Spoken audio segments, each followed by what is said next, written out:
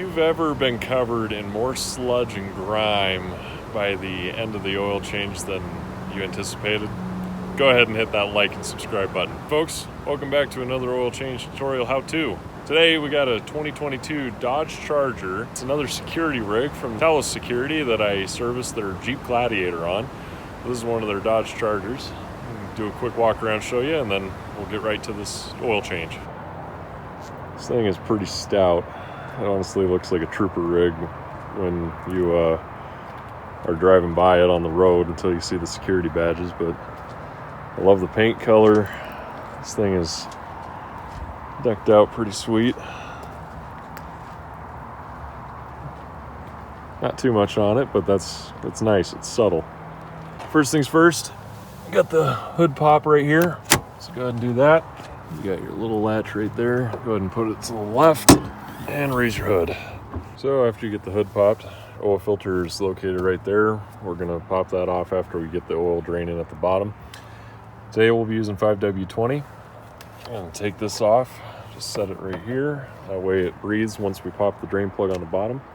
So now, go ahead and crawl underneath after you got it on jack stands or ramps. It's gonna be kind of tough to show you folks, but plastic cover right here. You got bolts. Driver's side front is number 4. Passenger side front is number 1. Driver's side rear is number 2. Passenger side rear is number 3. The size on these is a 10 millimeter. So after you get it loosened, it just kind of drops down and it'll slide out. And you can put it off to the side. Your drain plug finally is right there. Your drain plug size is a 13 millimeter. So we'll get that on there and bust this off. So while we got that draining into the pan, you're gonna come up top, grab your ratchet, so it's accessible. So you're gonna come up top and we're gonna do the oil filter now. Your size for this is gonna be a 15/16. And that goes right on there and we'll pop it free.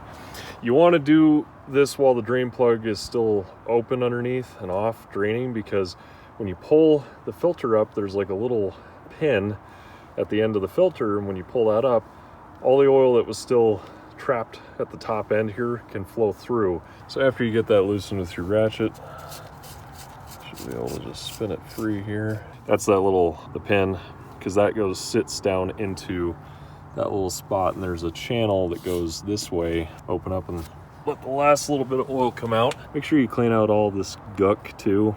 That needs to be addressed big time before you put it back in, and also wipe out the interior there. So just get them cleaned up the best you can. Brake clean will be your best option. I just had rags today, so but as soon as you get that, pop the new filter on here. Today we're going to be using Mopar brand. Part number MO349 for this filter.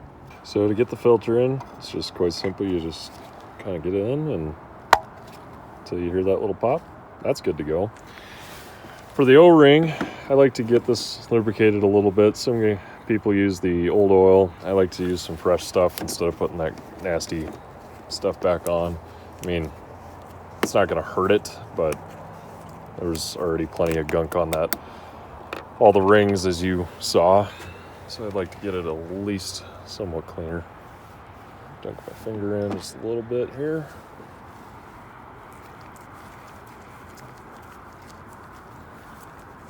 And just get it all lubricated.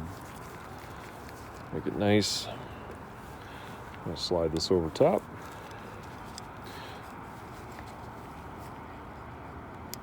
And for mine, I got that little red mark. That's where the O-ring goes. Yours might not have that, but just look for the big opening. That's where it sits. That's where it's meant to go. Just kind of walk it on the best you can until you get to that point. Make sure it's in all the way on the entire thing. So now just drop the filter back in. Make sure you don't cross thread it. If you feel some resistance, back it off all the way and then slowly tighten it back down until you get it. I just tighten her down until it's gently snug. No need to go further than that. Because if you do go any really hard, then you're gonna strip off the top where your socket goes on. Okay, let's head back underneath and put the drain plug back in. You can tighten down the drain plug, so just do it till it's snug and you're good to go.